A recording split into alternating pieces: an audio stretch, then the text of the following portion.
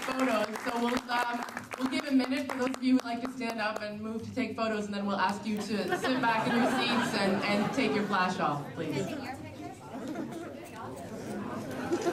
Oops, sorry, here, with my crutches. Go ahead.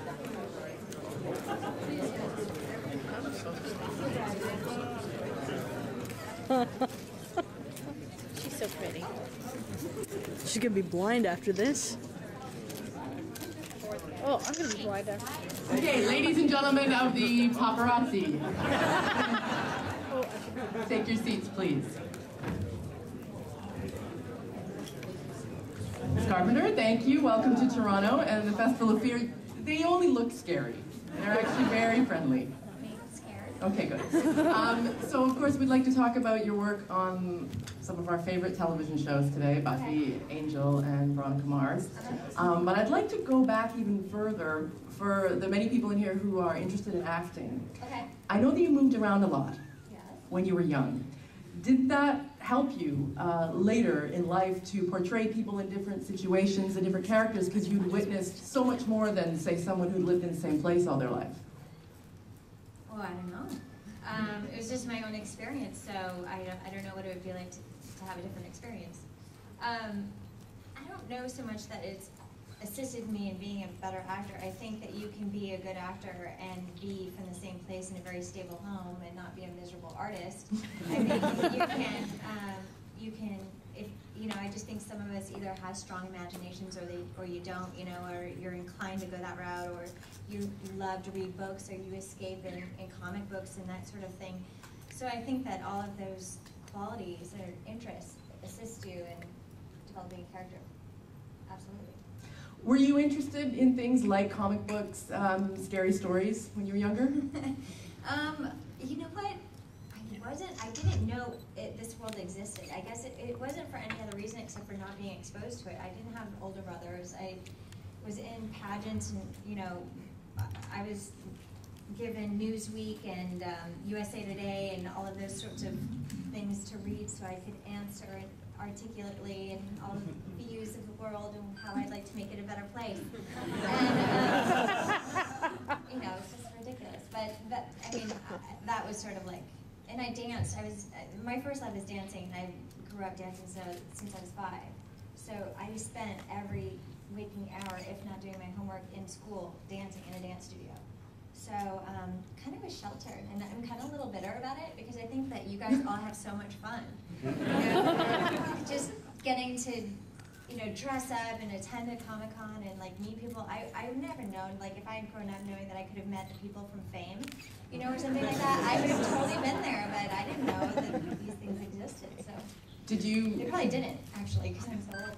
But, Did you dress up like the people from Fame, like on Halloween where you were wearing leg warmers and stuff like that? Was that your world? That was Halloween. No, I didn't.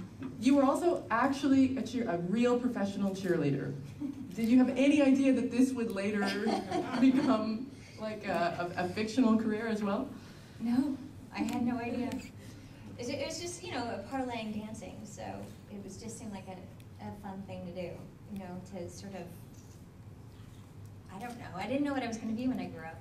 And cheerleading just seemed to be the one consistent thing that I did as well as dancing, so one kind of went hand in hand. And then now that I am an actor, it's nice because the dancing was performing, you know, I did a lot of on-stage stuff, and now, you know, I work in TV, so it kind of works. It worked out okay. Now I understand, and I'm sure many of the Buffy files here will already know that you originally auditioned for the role of Buffy Summers. Okay, for the record, everybody did. Everybody did. It's not like sourpuss over here going, I wanted to be Buffy. When? You know, it wasn't like that at all. You know, it's just like, you know, finding the right person. And I guess she had auditioned a few times, and she had dark hair when I met her. I mean, I think they were just trying to figure out the character themselves, you know, so. Believe me, I'm not heartbroken. But when they found out that you actually had real cheerleading skills, was it over? It was like, well then, we only have one girl who can actually be the cheerleader. It must be you. Right. That's what happened. She can cheer. Let's make her the cheerleader. We all They're know. a little smarter than that, but you know, I don't know. I think maybe that was the case.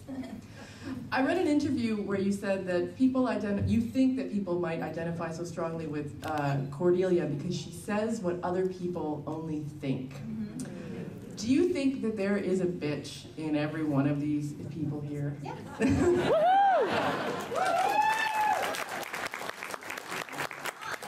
How many people in this room have ever experienced road rage? Oh, come on. I have a backseat drive. I don't drive. Neither do I. Liars. Yeah, lying fans. Okay, let me ask again. How many people have experienced road rage? Better. Out of which end? Still some holdouts. They take public transit. You can have road rage then. But for those who Who's are been stuck on the subway and bitter? For those who aren't fortunate enough to act out this on screen, do you have any tips for them of how they could unleash it a little in their lives and maybe do a little bit of bitchiness? I don't know. Plead the fifth. Exercise. That helps. With road rage and. Now I understand bitchiness. that you're interested. If you eat, that's good. Oh, It helps. okay. I understand that you are also interested in various outdoor activity pursuits. You've done rock climbing, is that right? And yet, you didn't get to do a lot of that on the shows. Were you like, I want to do more stunts? Were you jonesy for that? Yeah, I'm an adventurer, of course, but there's only so much they allow you to do. And then I think when it all got, I don't know if this is the right word, but when it all got quelched, I don't know, is that a word? Yes. Okay, good. Squelched. Okay. Thanks. What happened for me is on Buffy, we had to be tied at our ankles, hog-tied, at our ankles and hung on a bar of like 6 feet, 7 feet in the air, and we really had to be tied up that way. So then they drug the thing across, and then they didn't untie our feet when we would be taking a break or they'd have a lighting change, which can sometimes take like 40 minutes. So then they'd pull the thing over, and like me and Allison and I don't know who else it was, but all of us, we were all like resting on our backs, but our feet were still tied, and I had no circulation in my feet. It was just like, do I get hazard pay? I mean, like, if I lose a leg and I get no blood, I mean, what am I gonna do?